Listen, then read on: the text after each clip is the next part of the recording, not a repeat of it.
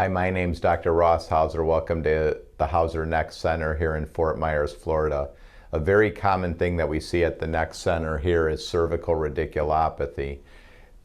It's diagnosed by family physicians, neurologists, and even somebody kind of conceptually knows that if they have arm pain with neck pain, they probably have a pinched nerve in their neck. So basically, cervical radiculopathy is a pinched nerve in the person's neck.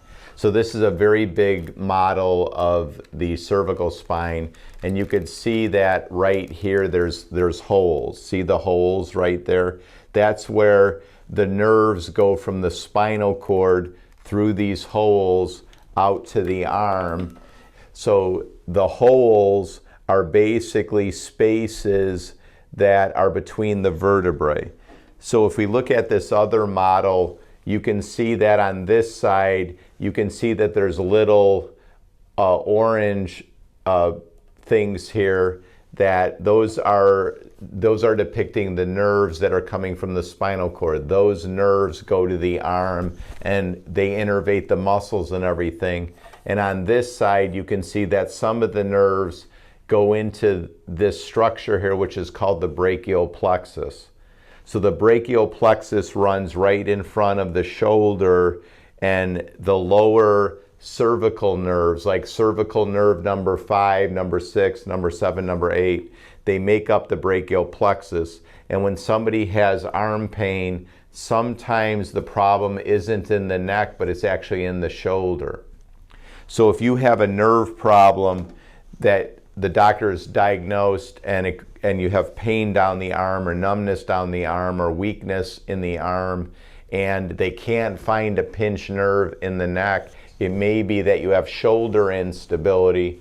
And with shoulder instability, the glenoid of the humerus bone, it goes forward, and that can stretch, compress, injure the brachial plexus. The neat thing is the brachial plexus, we can see it under ultrasound. And in the office, when we want to do regenerative type nerve injections, we can do it under ultrasound. So you don't necessarily need x-ray anymore to do any sort of nerve regenerative types of treatments. This was just years ago. We looked at pinched nerves in the back, pinched nerves in the neck, and what was the response with prolotherapy. And you see that in the back, pain levels went from a 6.3 to a 2.5. In the neck, it went from 5.4 to 1. Prolotherapy works extremely well when the pinched nerve in the neck is because of ligament injury, and specifically the capsular ligaments. So basically, the capsular ligaments, these are the capsular ligaments, they connect the facet joints. So when the capsular ligaments get stretched out, when you extend, the hole gets narrower, and that's what causes the pinched nerve and the problems with neck pain going down to the arm. When you do prolotherapy to these capsular ligaments and they tighten, then the pinched nerve goes away. And we document all of this by digital motion x-ray, which we'll show you.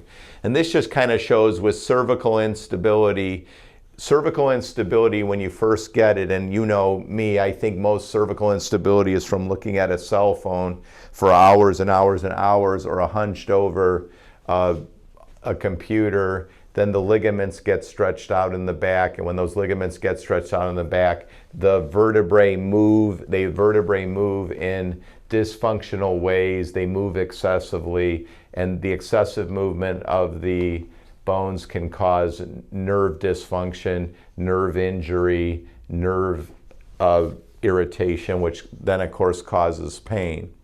Now, when you first get ligament injury in the neck, the most common symptom is you get muscle tightness because the muscles are contracting to stabilize the bones so the bones don't irritate nerves.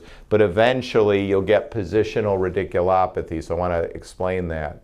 I have a little bit of narrowing of one of my holes. If I was to watch a show, so say I was to watch a theater, or I went to the movie theater and I was extended for a long period of time, like a movie can be 2 hours. When I'm like that, occasionally I'll get like a tingling in my arm, and then if I just flex my neck for like 10 to 20 seconds, then the tingling goes away. So that's positional radiculopathy, meaning that when I look down, the space is open for the nerve, but when I look up, the space closes. Now, what I'm going to do is watch this. See how these are the holes for the nerves in this particular patient. This is a digital motion x-ray. Now they're looking up. See how it's all open? This is all open. Now we're going to do it a second time. So they're doing it a second time. It's still all the way open. All the things are totally open. Now we're going to do it a third time. We're doing it a third time. Yep, and it's starting to close just a little, starting to close a little bit. And then we have them do it again. Okay, so now you start to see as they go further and further back, it's starting to get narrowed, starting to get narrowed. And now we'll do it one more time. And then you'll see that it basically, see how it closes off, see how it closed off there? So cervical radiculopathy is, again, now in this particular patient, it took a lot of different times. So this patient may not have a lot of cervical radiculopathy every day, like they may have none, but they get in a position where, let's say they were bicycle riding and then all of a sudden their neck's extended, or they're swimming and they have to extend their neck, or they're watching a movie and they have to extend the neck, then they might have severe pain. Now, in that particular person, that occurred after we did this several times. So that particular person's cervical radiculopathy is because of ligament injury.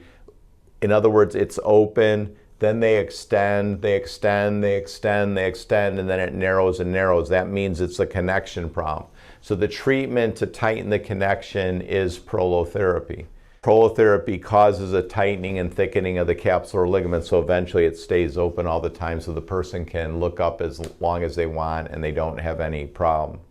Now people will say, no, the doctor said I have a bone spur that's causing the pinched nerve. See, I was in a really bad car accident when I was 14 with my dad. He was dropping me off at the golf course, and we both ended up with terrible whiplash. So I have so much arthritis in my neck. I didn't get prolotherapy till 1992. I was already 30 years old at the time. So my spaces aren't like this, my spaces are like that. So the more arthritis a person has, or the more bone spurring they have, that narrows the space for the nerve, the lesser amount of instability is needed to cause the compression of the nerve. So that's a good point. This particular patient's spaces were like this. That person had Ehlers-Danlos syndrome, so they have a hypermobility disorder, and it took quite a bit of instability for them to get the nerve root encroachment, where me, because my spaces are so narrowed, then it doesn't actually take that much instability for me to get some tingling. But again, the treatment is very simple and effective, and that treatment is prolotherapy.